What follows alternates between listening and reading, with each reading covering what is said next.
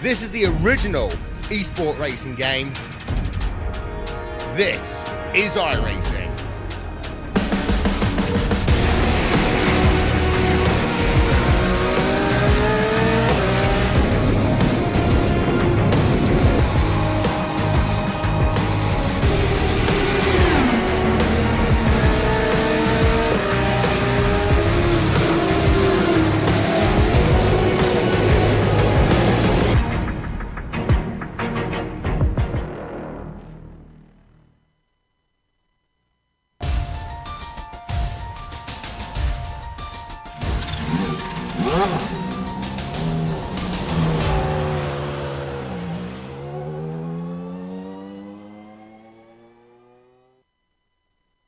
This season began on a series of blindingly fast tracks, and it will end on them as well.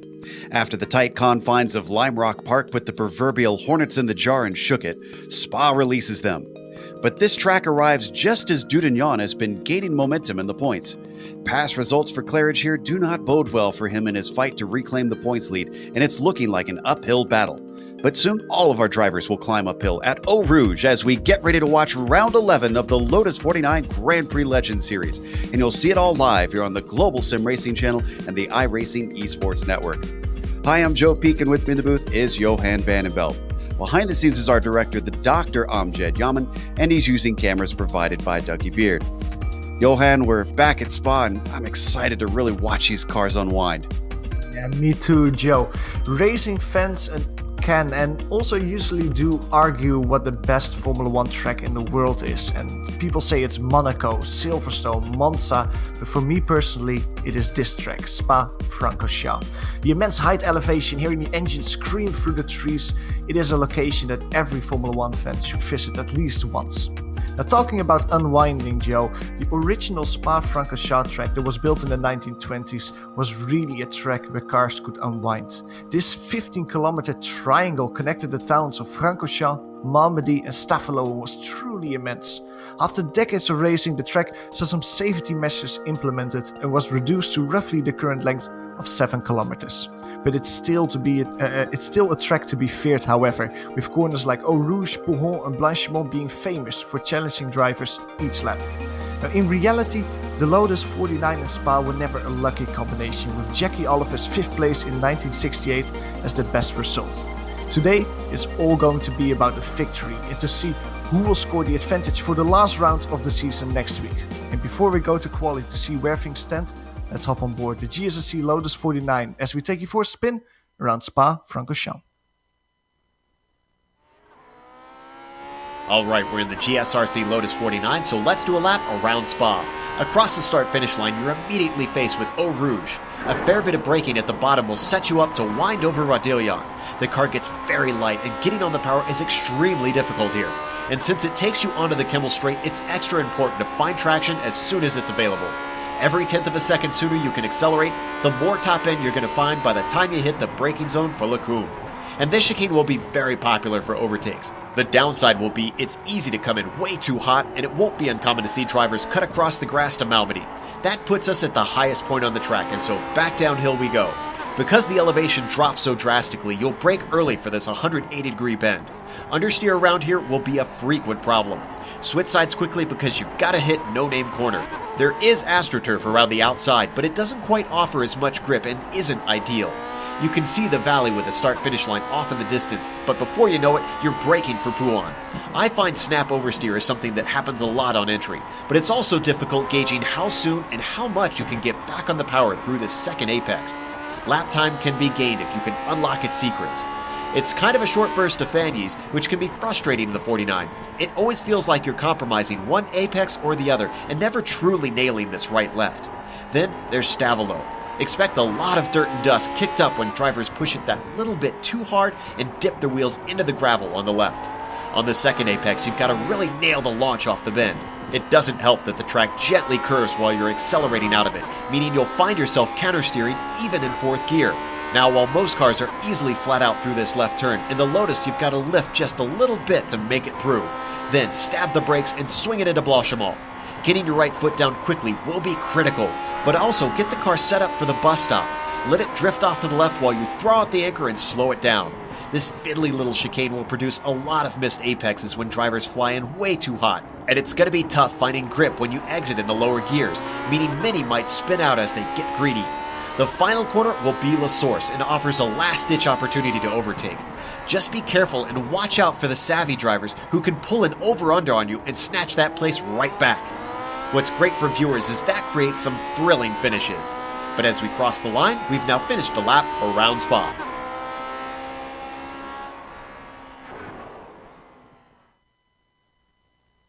Welcome back to Spa-Francorchamps. That lap around gives you an idea of the speeds that these cars reach, even without downforce on them. They really let the engines go on the straightaways.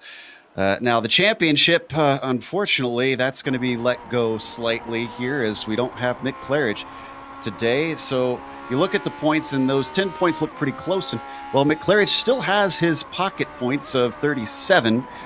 So regardless, he will score those, but by our math, he will be 39 points behind if Michel wins today.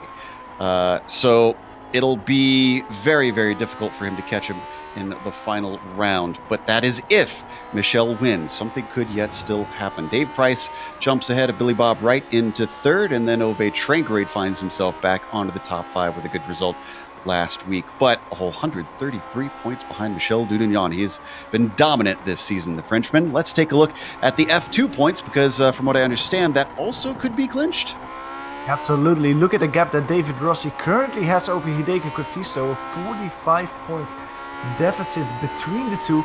And that means that David Rossi has to outscore his Finnish rival by 6 points today. If he manages to do so, he will be the one taking that Formula 2 championship home in this season. Andrew Ng, he is out of the running for that. He's still on the run for a podium position in the Formula 2 championship, and he's trying to fend off Don Good and Francisco Gutierrez for that. And then, of course, the Constructors' Championship here with one round to go is looking not exactly decided, but, well, it's getting there. The UK, about 45 points ahead of France. Now, with Mick not showing up, they're going to have to hope that the likes of Price could maybe chip in, but not sure that I see him here either today, so not sure that it'll be Price contributing. Rossi even has put some in for the UK. The United States has got a little bit of a gap up to France as well. They could try and do something. There's been no changes. Finland and Norway also stay put where they are, but much, much farther back than what we see with the top three. What about the race details? What do we got in store for this classic circuit? Well, we already mentioned that today is the penultimate race of the Lotus 49 Championship. You can see it, round 11 of our 12-round championship and 2 watermarks. That means that there's 2 drop weeks.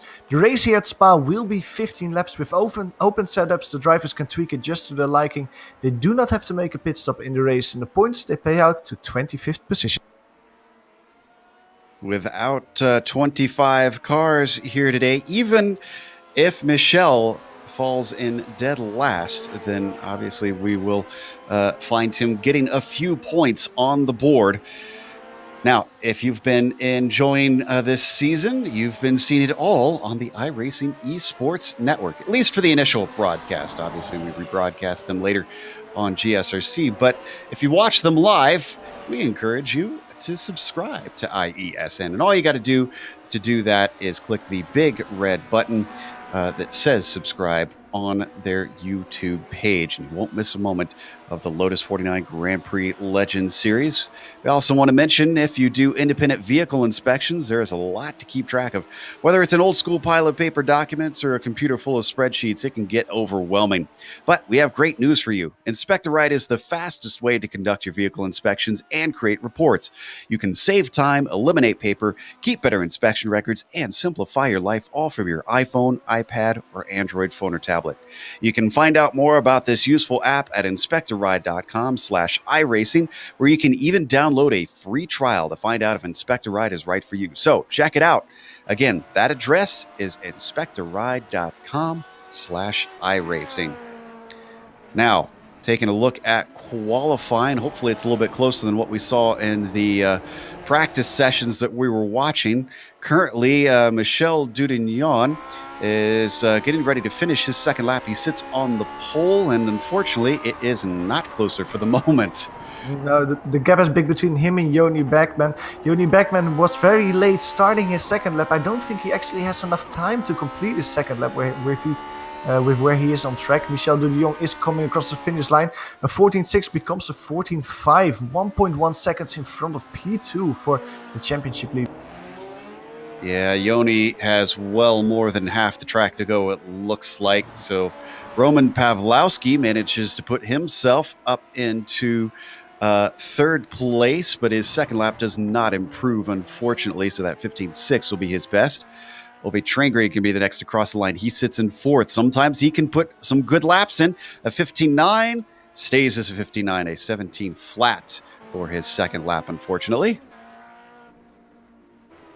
See a few new names, though. Yuta Simomura is not going to time in, so we're not going to be able to see what Yuta will be able to get onto the board as the qualifying finishes, and the rest of the cars are done now. So let's go through our starting grid. Michel Dudignon, as we mentioned, with an absolutely incredible gap of over a second back to Joni Beckman in second place. Then it is Roman Pawlowski starting in row 2 in third, followed by Ove Traingrade in fourth. Rob Olenek with another good result in qualifying, starting from P5. Billy Bob Wright starts in sixth, followed by Daniel Sadro in seventh, and then it's Tommy Unhola in eighth. David Rossi starts row 5 in ninth, and then the top 10 is rounded by Andrew Ang. Francisco Javier Gutierrez can be found just outside of the top 10 in P11, in front of Hideki Kofisto, who has to win a few places if he wants to keep the battle open for the Formula 2 title. Andres Bruno qualifies with a 2:20 on P13, and he's being flanked by Telmo Amaral. Andy Maxwell's the last driver on the grid with a time, and then there's 5 drivers that didn't manage to set a qualifying time, starting with Benjamin Soko on P16, row 9 Gary Anderson and Don Gooten. On the final row we can find Dave Cohen and Yuta Simomura. Cars are gridding up, with this being the classic layout. You can see they do not start where modern Grand Prix start. They head down towards Eau Rouge as their first corner. All cars are now out on the grid here for the penultimate round of the Grand Prix Legend Series. The lights come up, the engines start to rev. Green flag is out off the line. It looks decent for Michel Dudignon. Joni Beckman slots in behind him pretty quickly. They all start to get sorted out as they hit Eau Rouge. Up and over the hill, it can be tricky to find the power in these cars, though. Everyone single file through that corner on top of Radion. It's Ove Traingrade, who has a great run and actually takes a look on the inside of Roman Pawlowski going to Lacombe. Behind him, Billy Bob Wright is being challenged on the outside by Rob Olenek. Both of those pairs going side by side through that corner. Rob Olenek and Billy Bob Wright extremely close. They're almost touching each other. Still side by side as the come of Lacombe corner. You can see that car 5 and 6 on your screen. Behind him, Tommy Miko and Hola also taking a little look as they all slow down to single file. No, Tommy actually tries it now around the outside of Billy Bob. Still side by side as the reads no and cover. Now it all shakes out and they go back to single file. Tense stuff in the mid-pack. I think we had a little bit of something happening with Francisco Gutierrez. He dropped a couple positions in Rivage, but he's still going at least. So not sure what happened there. We'll get back to it in a little bit. Already our leaders at Fanyes, and it's Michel Dudignon leading Joni Beckman in second. He hasn't dropped him quite yet. And Roman Pawlowski rounding out your podium. He is falling back in third. Let's actually see how close Joni Beckman can stay to Michel Dudignon. We saw that immense gap in qualifying. And was it actually real indicative of the pace difference between the two, or was it because Joni couldn't set his second lap time? The gap between them as they're coming towards Blanchimont seems to increase a little bit, and as you say, Roman Pawlowski cannot follow the pace now. Ove Traingrade is trying to close down the gap, get himself towards the podium position. We ride on board with the Finn, and that makes me curious, actually. Do you think the draft is worth enough that he could just ride his coattails, or is it not powerful enough in this cigar-shaped car?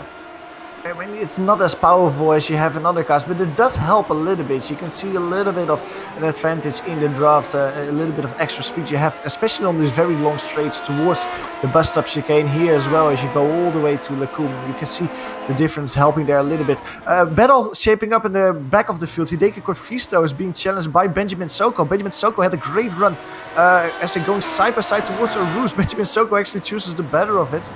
Bobs out of that. Almost bunches up Andrew Ang, who has to get a slowdown there. Wow, Getting passed by Andres Bruno.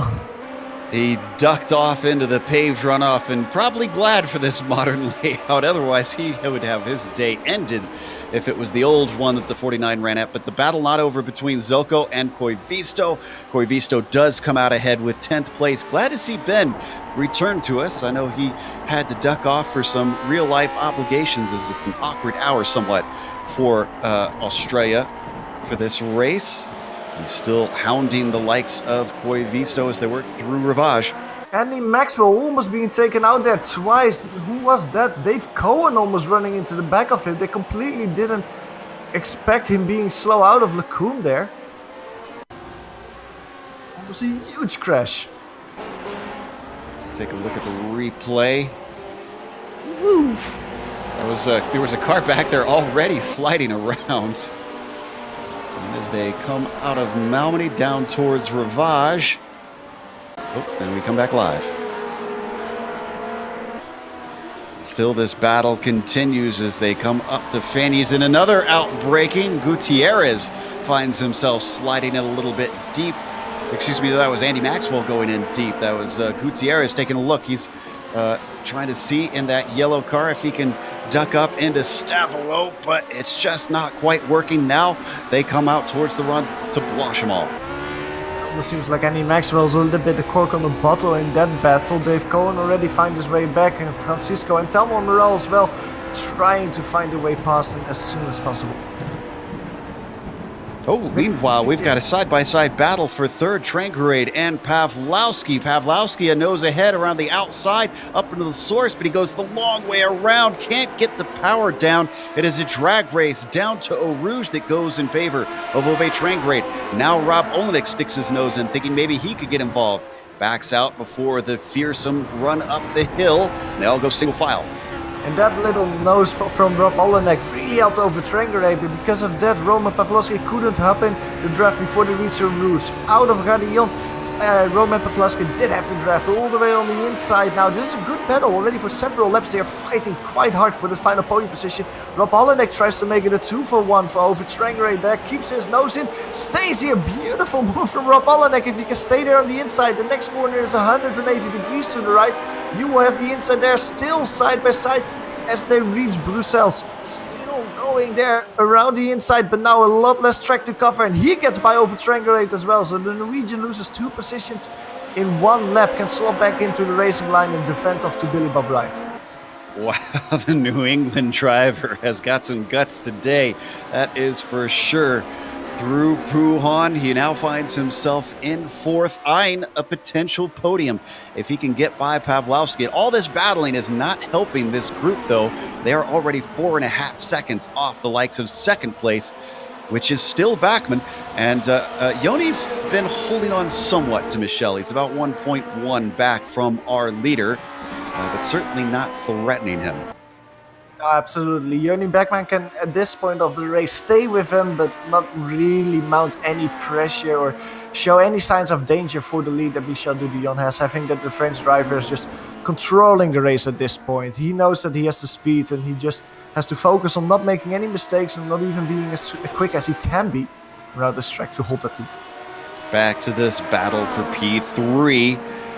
The purple car that you see on screen, that is Ove Trangrade. The tiger-colored car is Rob Olenek. And then the yellow machine is Roman Pavlowski. No attempts down into the bus stop chicane, but they switch towards La Source. They're starting to pull away slightly from Ove. The accordion back together into the hairpin. Don't forget, behind them, that's Billy Bob Wright in the light blue machine. And then Tamu Unhola in the white and blue car giving chase. Yeah, Billy Bob Bright, especially of these drivers, is trying to go for a good result, because with Dave Price not being here today, he is in the run for P3 in the championship. If he can bring the car home in a reasonable position, I think the P6 where he currently is in will be enough to get P3 in the championship. So he's happy where he is right now, eating some popcorn and trying to see if he can maybe sneak 1 or 2 positions up going forward in the race. It's still how it was. Still how it was last time they went through Radillon, but all the cars are under a blanket here, Joe. Boy, Roman looking a little bit unsteady. Big slide coming out of Lacombe. Gets it gathered together through Malmedy, but you can see that's brought Rob Olenek right on top of him. And in fact, Ove Trangerade as well. But there seems to be a little bit of difficulty today in overtaking between these cars. A little factor of that can be that the whole practice and qualifying was being run in very clouded conditions, but now that the race is underway, the sun is coming out. You can see that the track temperature immediately shot up 4 or 5 degrees Celsius to 27. Still quite cool conditions here in Belgium, but it is a little bit warmer than it was in qualifying, and that just might throw some of the setups a little bit off, like the drivers were preparing for in qualifying and in practice.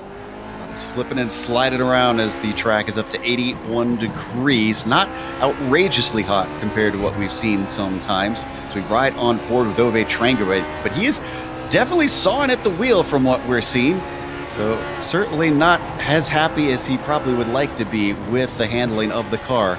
Through Blanchimont, they swing it a little bit wide, both for Olenek and Pawlowski, as they take to the paved runoff. Still no opportunities as they all stay single file into the bus stop. They all three just snuck a little bit of extra track there, the exit of Blanchimont. All three just following each other off the track, and you could see that, well, kind of helped them a little bit. They extended the gap to Billy Bob Wright a little bit. Now, as they are reaching Les Sources, you need a good run out of here to set yourself up for a run over Camel Straight. Last time around we were here, they really didn't try a single move. They all stayed single file as they were rushing over Camel Straight. And let's see if Rob Olenek is now close enough as they're going through Eau Rouge now. Dip through the corner, up the hill towards Radillon. You can see him winning a few car lengths as they're reaching the top of the hill. Coming onto the back to Camel Straight now. They're still in the draft. Rob Olenek is, but the gap between him and Roman Pawlowski is 3-4 car lengths. And that's just a little bit too far to try and move here, Joe. Just not enough on the cards. Now, up at the top of the screen, every time they've crossed the line, it seems like nearly every lap, Dudignon has reset the fastest lap of the race. And that's extended the gap over Yoni Backman, but it's been inches at a time. It's now up to 1.7, 1.8. So it's not incredibly faster. Yoni, you got to give him credit, who is not a regular in this series, has shown up and proved himself to be a force to be reckoned with, but we got a battle for third. Olenek took a look on the inside into Puhan. That is not a common spot for overtakes. Absolutely not good thing that they didn't touch each other's car there, because it's a really easy corner to lock up the tires into each other and both go around. I'll give over to Trangerade to inherit that third place. They're still single file as they're going here for the Pif Paf chicane towards Staffelo. Onto the back straight, they're under a blanket now. Over Trangerade is looking a little bit closer as well as he was last time around. As they're coming out of Staffelo, look at the gap between Rob Olenek and Roman Pawlowski. It hasn't been this small. It's basically the whole lap, almost touching the gearbox there as Rob Olenek is really close. Trying to go here through Blanchimont, setting himself up for a run towards the bus stop chicane. This time around, they don't track all the way out. They stay on the racing line. He can take a little look at the inside, takes a little look at the inside, but he's too far away to try and move. Overshoots the apex a little bit, and you can see over Trangerade profiting from that. He immediately wins a car length. So close yet so far. Rob is tantalizingly near to being able to get an overtake, at least attempted, but just not willing to try it yet here in this 15-lap race. They come down to complete yet another one, and there you see it up on the screen yet again. Dudignon getting ever faster each lap. Let's see if Eau Rouge and Radillon offer anything this time by. Olenek not looking as strong. Maybe this will offer something to Ove Trangerade as they come up the Camel Straight. Trangerade is gaining. He's gaining. Could we see an attempt? No, just a little bit too far away. He backs off before they hit the braking. Ooh, but Rob Allenek sliding there through the comb, and that will not help him. Luckily for him, over Trangerate was also sliding through that corner. So that basically negates that out. So the whole battle between these three drivers is stretching out now as the retune. Once again, the infield section in Bruxelles. We had an incident with Andy Maxwell. I think this was a lap ago into Eau Rouge, or out of Eau Rouge. Let's see what the replay shows. This is down the hill out of La Source. The UKNI driver was not in last place before this. He is now. Car compresses at the bottom of the hill and then gets super, super light without the downforce on it. Up and over the top. Oh, yep, that AstroTurf did not like these old tires. Immediately into the wall. Yeah, really easy to do that. Once you hit that AstroTurf only a little bit, you basically certain to loop it around. Now, let's focus a little bit on another driver that we haven't talked upon. He's driving a P9 at the moment, and that's Benjamin Soko. We mentioned it before that Benjamin hasn't been showing up a lot because of the time zone difference with Australia, but Benjamin is really making a strong return here. He was the lead driver that didn't manage to set a qualifying time, so he started all the way back in P16. You can see on screen already making up 7 positions in the race. Last time around, he got his way by David Rossi. Now, looking at the lap times between him and Daniel Sedro, he's around 2 seconds quicker than Sedro in front of him. A 5 seconds difference between the two drivers last time around. I think that he will work his way up the grid. And we've got a change for 4th position. A little bit of outbraking himself for Rob Olenek. Hands it over to Ove Trangrate, but I'm not sure that it's done quite yet. Now he's solidly got it out of La Source. Ove Trangrate taking well advantage of a mistake from his competitor. Not only that, Roman Pawlowski is just driving away now. He really is liking that battle between Ove Trangrate and Rob Olenek as they're going through Radillon. Both cars scrambling a little bit there. Rob Olenek trying to use the draft at least to be able to put another move, take back that P4 position in Lecombe, but he's too far away to seal the deal, and they have to work a little bit together now as they're both sliding through Lecombe there. Look at Ove Trangrate. He immediately loses all the advantage he had to Rob Olenek. Immediately under pressure again by the Tiger livery car. Let's take a look at that pass. This all started in the bus stop. As not sure if maybe this was an error. He was going for an overtake. Let's see what happened here. Well, not sure if this is the correct lap. There we go. Yeah, he was already a little bit off, so definitely doesn't look like it was an overtake. Just overshot it way deep into the corner, kept it on the track, but such an awkward line. Trangrade knew it and just powered off the corner. Beautiful stuff. Meanwhile, Trangrade, because of the error that you saw there, Johan, is still heavily under pressure from Rob Olenek. Gets within a car length underneath the gearbox coming off of Stavolo. Can't quite get the power down, so he's going to have to set himself up out of Blanchimont potentially here. Yeah, what's hurting Ove Trangrate right now is that Roman Pawlowski is just streaming away from this pair. So Ove Trangrate doesn't have any little bit of draft anymore. You can see him going through Blanchimont. He takes the extra escape road there, goes all the way wide. That gives him a little bit extra momentum. That allows him actually to catch up a little bit to Roman Pawlowski in front, who actually did take the correct racing line. It also helps him defend from Rob Olenek behind. But Rob Olenek looks quick, and I would almost say that I wouldn't be surprised though if Rob Olenek gets that P4 position back. He looks maybe a little bit quicker than Ove Trangrate at this point, with Ove Trangrate making a few mistakes this lap. Certainly looks a little bit more solid right now. Meanwhile, we had an incident with Francisco Gutierrez. He didn't hit anything. This was in Rivage. Taking a look at that. There you can see the Iberian driver. Oh, well, it started actually even before that. Cuts across the course in Lecombe. And then I guess he had a second incident coming down the hill here. Let's watch if this was consecutive or if this was a separate lap that we're looking at. Already set a little bit off, and indeed a little dirt on the tires makes it hard to grip, and it almost turns around completely.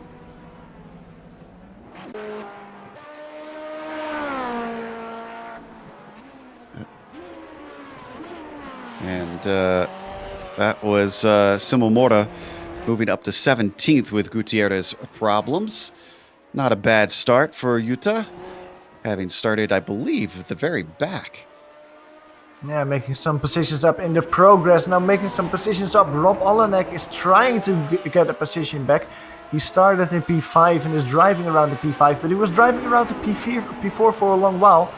He was putting pressure on over Trangrate in the infield sections a few corners ago, but you can see now the battle. They are actually closing down the gap to Roman Pawlowski. It's a very interesting battle to watch because of that, Joe, because you have over Trangrate, who seems sporadically to be the quickest driver in this group, makes a little bit of a few too many mistakes to really profit from that and get by the rest. While Roman Pawlowski and Rob Olenek as well, they're very decent, consistent, not making a lot of mistakes, but they're also a little bit off the pace compared to Ove. Meanwhile, these guys have been hogging the screen time, and two drivers that deserve a little bit is Tommy Unhola and Billy Bob Wright. And Billy Bob was getting awful close to the back of Tommy, but he lost a little ground coming through Blanchimont. He still pokes his nose anyway. He sends it in very deep down into the bus stop. I didn't think that was going to work, but Billy Bob almost did. Loses a lot of time with that shallow angle out of the chicane. Certainly challenging the likes of the Finn. They come out of La Source, but a horrible exit from the Floridian is going to deny him an opportunity, at least for now. Maybe he can get the run off the hill. Another little battle shaping up is a little bit further down the grid. That's the one between P12 and P11. Hideki Corfisto and Andrew Eng. Now, this is actually a very interesting battle for the Formula 2 Championship. We mentioned it before. David Rossi, the leader, is driving in front of them for P10. He is all the way away, but if Hideki Corfisto cannot manage to keep P11 and actually get past for that position, that might give David Rossi enough of a points gap compared to Corfisto to seal the Formula 2 Championship today. Things have heated up for that sixth position. Billy Bob Wright now has a nose in down into Rivage. A small mistake coming through Malmedy makes Tommy Unhola incredibly vulnerable. He holds it the long way around and it switches back through No Name. Still going to be side by side as they head down through Puhan. Finally, a little bit of a nose ahead for Billy Bob Wright, but is that going to be enough? He tries to send it in deep. There's very little grip around the outside of this corner. They come together! Tommy Unhola somehow holds the car straight forward, but he loses the spot. Whoa! Hats off to Unhola for not spinning the car there after that major contact he had. Let's go on board with Unhola. Now, just look at how much of an air that car gets once they hit each other.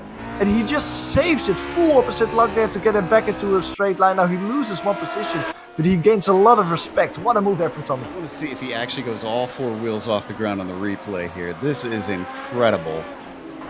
Look at that! Oh my goodness! Counter steering midair and gets it back going. Let's watch from Billy Bob's view. This is wild. Somebody get Alex on the phone from iRacing. I think this one deserves to be on the top 10.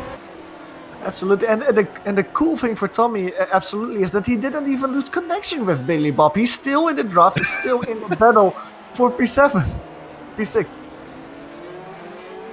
Wow.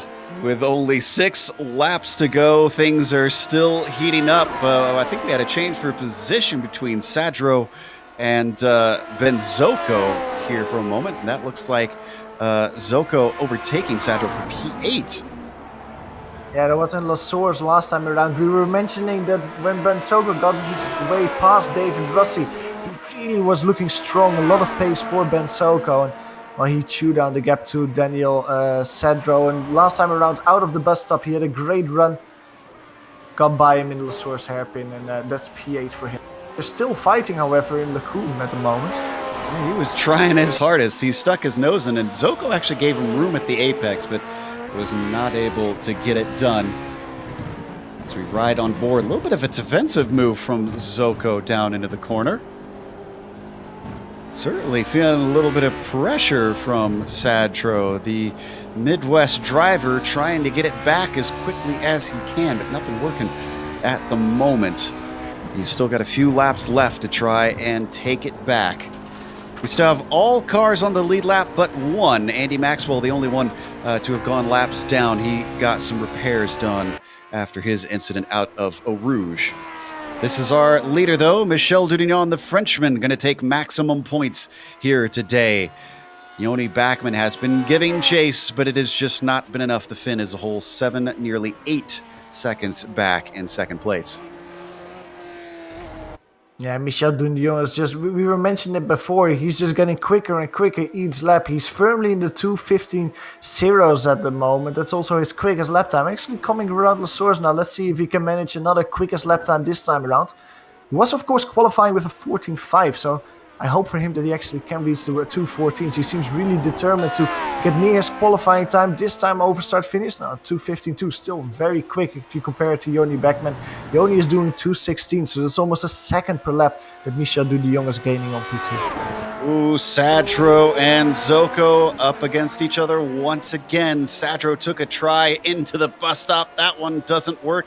This is where Zoko took the spot last time through Les Sources. They're going to be single file through there. And Sadro can't find the gas off of the corner. He starts to lose time down the hill. Yeah, out of Radian, he will have a little bit of draft as there's a car coming out of the pits. Andy Maxwell's coming back to the grid now. He has some repairs, tries to get it going again for the last few laps of this race. Then he center through Radian there. The gap is now way too much. Didn't have a good run there. He is now out of the draft, and Benjamin Soko can now keep his head down, trying to chew down the gap to Tommy Mika and Hola in front of them. There's around 6-7 seconds between them. With 5 laps to go, he needs to really put in a monster drive if he wants to get another position before the race is over. Absolutely. But from what we've seen from Ben today, I wouldn't put it past him. Now, we haven't looked in on that battle for third in a while, and unfortunately, it has gone from 3 cars to 2. Pawlowski still ahead of Trangrade, but Rob Olenek has since dropped off a whole 2.5 seconds between himself and the Norwegian. So it's now become between Trangrade and Pawlowski to settle the podium. For the moment, at least, that could still close back together. Let's give a little bit of love farther down in the pack, though. And I think you spotted something down there. There's a little battle going on for P16 at the moment. That's the battle between Dave Cohen and Francisco Javier Gutierrez. And we saw Francisco having a few problems early in the race. He started, of course, at P11, now dropping down 6 positions in P17. He's trying to fight his way back now. He's trying to get a good run here through Eau Rouge. A little bit wider line there. That hurts his momentum through Radion, but he's trying to fight his way back forward. This is a battle that's basically been going on for around the last lap. Francisco is having a little bit more pace, it seems like. Dave Gohan is defending there as they're reaching Les Sources. Good battle between these two. Now if we move a few positions up the grid, there's another... Ooh, that's Andy Maxwell going around in the exit of Stavalo. That almost ruined the race of Hideki Kofisto, was almost taken out by that. Yeah, that car not completely repaired, it looks like. Because just all by himself as he enters the corner, it starts to give a bobble. And wow, comes across the track 2 or 3 times before he finally finds himself at a halt in the paved runoff. He's now going once again. Lucky for Hideki Kofisto on board with him. Now you can just see the car in front of him make his move. And you try to predict where the car is going, and suddenly he fears off the racetrack. Luckily for Hideki Kofisto, he can continue. Now Hideki was fighting with Andrew Eng. That's a battle we looked at earlier in the race as well. That battle has basically been stretched apart. Andrew Eng had a little mistake going into the bus stop chicane last time around. That cost him around half a second, so Hideki Kofisto can streak away slightly. We had another car in the wall recently. This was Dave Cohen, and it was a hard hit into Fanyes. He's got it going. I think he managed to hit it with the nose instead of... there you see it right there. Turns him around a full 360 and returns to the track. Hopefully he didn't damage his suspension. He's right on board with the Illinois driver. Watch his view. Wow, that snapped quick. They gave Francisco Javier Gutierrez the opportunity to get by. For P3, however, it's over Trangrade trying to profit from a mistake from Pawlowski. Side by side as they're going through Stavalo. Pawlowski went very wide through the exit of campus. Actually managed to stay in front of the Norwegian. I don't know what happened there exactly, but I would have put money on Over-Trangerate getting by there. Still very close as they're reaching through Blanchimont, both of them staying on track. Over-Trangerate has a good run here, but not close enough to try and move here in the bus stop. Oh, so frustrating for the Norwegian as now they come through the bus stop and back to the Grand Prix pits. He's very close now. This could offer something up as they come up to La Source, but he does not try. Maybe saving his stuff. Around here, a big slide from Roman Pawlowski around the hairpin. Keeps the likes of Trangrade close behind, tucked up under the gearbox, plunging down the hill towards Eau Rouge. All he needs is a good run here. He should be within the slipstream. Up and over the top of the hill. He's close, but is this close enough? He starts to gain the Kimmel Straight, bringing him within reach. He is now less than a car length back. He ducks to the inside. No defense from Roman.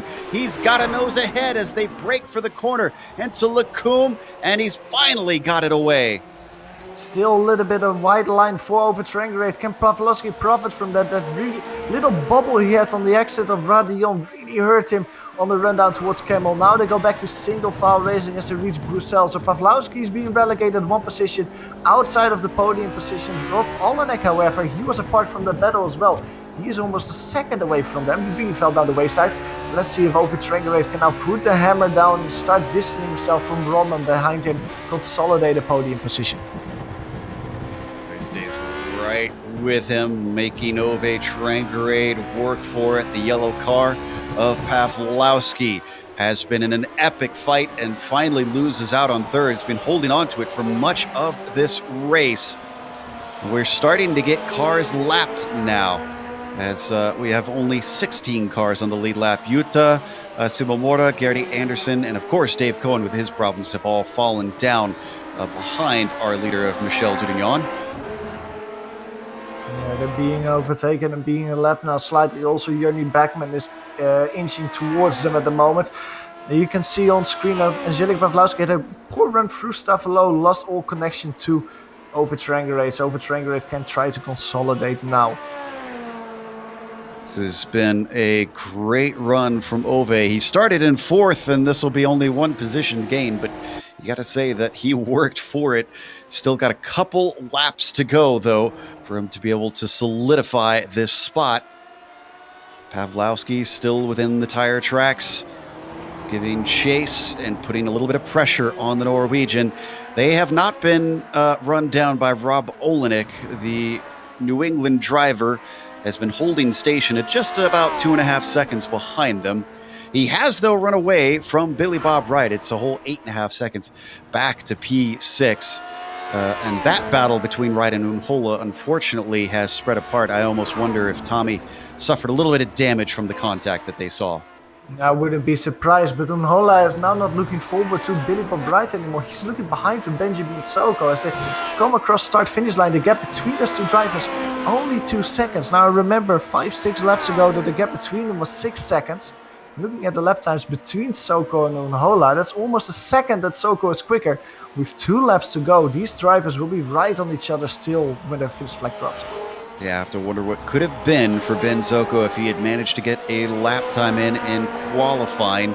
Meanwhile, we've jumped back to third once again. Still watching Trangrade lead the way for Pawlowski.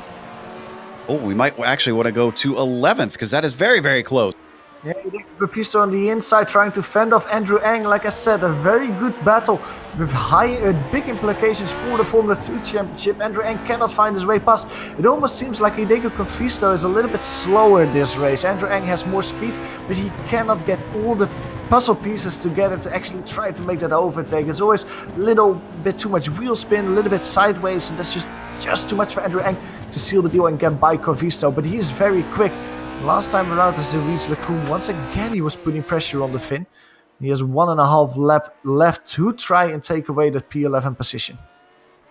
Well, it's barely 1 lap left for this man. Michel Dudignon has led every lap so far here for the penultimate round, with his main rival in the championship not showing. This is going to be an incredible gap going into the final round. All he has to do is complete one more circuit around Spa-Francorchamps, and as he gets the white flag, he takes another fastest lap there with a 15 flat. Trying to finish the race in style, Michel. Yeah. Just unreal. Absolutely. Well, behind them, the battle for P3 is maybe getting a little bit interesting with some lap traffic thrown into the mix. Over Trangrate, Roman Pawlowski, they're not under a blanket as they were a few laps ago, but they're having to overtake Gary Anderson and Utah's Timo Mura now as well, who are fighting for P17. Gary Anderson is being passed on the inside of Camel Straight, and Roman Pawlowski is actually profiting from that. He's right into the draft as they reach Lacombe, closing down the gap, the deficit to Trangrate by a few car lengths. Trangrate, once again, we've seen him do this a lot of this race, sideways through Lacombe. Again, Pawlowski wins a few car lengths. And I think that is just down to Ove's style. He likes to run a very loose car. And once again, the rear kicking out through Rivage. I don't know how he drives it like that and not overheat the tires. But Roman Pawlowski keeps getting a sniff here and there. P11, the Hideki Confiso and Andrew Eng almost side by side going through a ruse. Andrew Eng bobbed out of that in the last second, giving the racing line to Confiso. But once again, Confiso has to defend the inside of Lacombe. This will be a difficult corner to overtake now. Andrew Eng has a better line, better momentum though. Can close down the gap a little bit. Slides on the exit through Lacombe there as they're going on the rundown towards Bruxelles. Gap increases slightly. Andrew Eng has one more opportunity, I think. And that's once they reach the bus stop chicane. Staying right with him, but unfortunately we've got to stay with Michel Dudagnan. After the bus stop, we have one more corner to go. It's La Source. It's not the nail in the coffin for the championship, but it's certainly picking out curtains. Michel Dudagnan slides it through La Source with some style down the hill and across the line. Dudagnan wins here at Spa.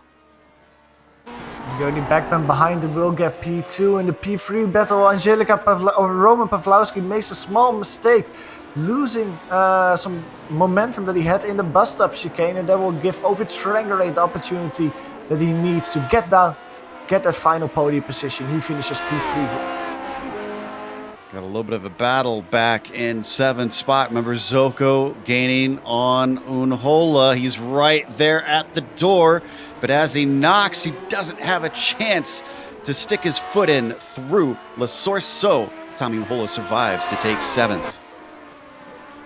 Let's go back to P11, the battle between Confiso and Eng. We saw it all race long, little snippets of it. 2 more corners to go. Andrew Eng is a little bit too far away through the bus stop chicane. 1 more corner to go. La Source, I would say that Hideki Confiso has it. That's there. Reaching La Source is David Rossi coming across the line in P10. So he finishes just in front of them. I don't think it will be enough for him to get that Formula 2 championship here. That will be carried over next week when we visit Monza, because it's Hideki Confiso keeping the championship battle alive with a P11 position and P12. Awesome stuff there from the F2 Championship. Andre Bruno and across in lucky number 13. And then the last 2 cars across the line will be Good and Amaral. So we're going to take a quick break here on the Global Sim Racing channel. We'll come back with the official results as well as driver interviews on screen. We are going to see all the upcoming races here on the GSRC.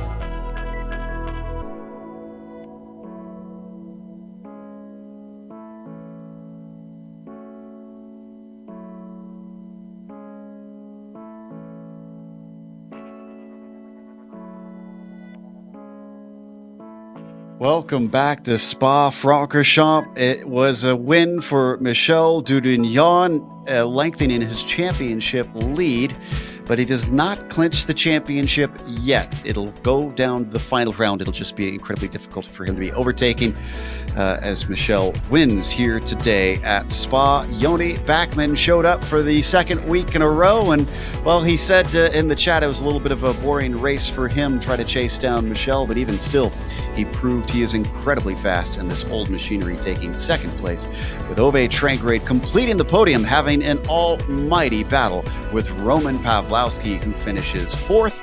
Rob Olenek rounds out our top five. Stayed with them for a while, but just didn't have the pace. Billy Bob Wright had a very scary moment himself to take sixth because he clattered Tommy Unhola. Both of them continued, but Unhola fell back and finished in seventh. Ben Zoko climbing up after failing to put a lap time in, gets eighth just behind Tommy at the line, and Daniel Sadro finishes seventh. David Rossi in that F2 championship claims the top 10. A good job from David Rossi. He finishes just in front of his rival Hideki Kafisto, who had an amazing battle with Andrew Eng, who comes home in P12. Andres Bruno finishes in P13, just in front of Don Good and Telmo Amaral. Few drivers that we really didn't see today, finishing on the lead lap on the middle of the top 20. Francisco Javier Gutierrez, we saw him recovering during the race, comes home in P16. In the end, Yuta Shimomura finishing his first race in 17th. Gary Anderson comes home in P18, just in front of Dave Cohen 4 laps down, and Andy Maxwell still brought it home in the end after a long pit stop in P20. We've got our second place finisher, Joni Bachmann, with us to talk about his race, but it sounds like wasn't a whole lot going on for you out there as you tried to keep pace with Michel Dudignon, but just didn't have the legs today. Yeah, Rouge did it pretty much. I mean, from the very beginning, I was lapping pretty close to identically with him, with the exception of Rouge. Every time I went into Rouge, it was like 0.6 or 0.9, and then when I get out of Rouge at the end of the straight, it was 0.3 of a second more. It was every single lap if I managed like a superb sector for my setup, he gained like 0.2, and with a normal run, he did a 0.3. So after 5 laps, it was like 1.5 thanks to one corner. So I gave up trying because I know that when he gets to the lead, it's pretty much impossible to catch him if like you have that kind of a thing hindering your performance. So well, I'm happy with the second anyway. I mean, my last night my race had me like minus 150 iRating, so just wanted to save second place after that. Well, it certainly proved yourself. And well, this is the second week in a row that you've shown up. Obviously, we saw you at Lime Rock Park last week. What brings you back to the oldest car in iRacing? The fact that I happen to have like few weekends of available time. I mean, I would love to drive this car more, but the problem is there's not that many official races going on like weekday nights for me. So if it was, I would probably race every week. But like I most likely within 2 weeks, I'll be pretty much away from my PC every single weekend. So it's going to be impossible again to drive this car. But I love this. I love this car, but just sad that there's no more official races. Yeah, I feel you there. So, well, then I have to ask, will you be showing up next week at what is the crapshoot of Monza combined? No. Last year, I tried 2 races last year, and I ended up getting wrecked out in both, so no thanks. All right. Well, hopefully you'll tune in and be able to watch then. Congratulations on a podium out there today. Some incredible speed from you. Thanks. Well, I wish I could have done more, but I mean, with a softer setup, I would have been able to launch like Michel did from Eau Rouge, but then I hate driving a soft setup like that, so it's just a compromise, but wow, he really had something I didn't today. Yeah, Michel, it's no shame being beaten by him. That was Joni Bachmann, our second place finisher. And then up next, we've got Tommy Unhola, who managed 7th. Johan's talking to him. Yeah, Tommy, welcome to the booth. Now, before I really ask you about your races, wanted to ask you, is your wrist okay? Because I saw in the post-race chat that contact with Billy Bob Wright hurt your wrist. Oh yeah, well it has not been okay actually for years. I have not been working in like 2.5 years as it was. They did surgery on it and it didn't go well, I guess. So I usually drive kind of only with the left hand and then palm of my right hand. I'll only keep like a really good grip on two fingers. But I think it was something internet related. I didn't see replay, but it was really big hit and my car actually jumped and I had to catch it as it was sliding when it came down. So I kind of hurt it there, but I think it should be fine. Good to hear that at least seems okay. Your wrist now that save that you had after the contact was amazing. The way you just threw it in full opposite lock and could continue the fight. Actually, now one thing we were wondering is, did that contact with Billy Bob Wright actually affect your car? Did it give you any damage? Luckily not much. I thought race was over when it landed and I catched it, but I tried to drive it normally. It was just a bit understeery, so I was losing kind of much time as I don't really like understeery cars and I could not get it turning very well, so it was hard to drive after that, but luckily I don't think it didn't cost any positions, so. So just to summarize, P7 in the end, that's a good result. You're happy with that coming out of Belgium?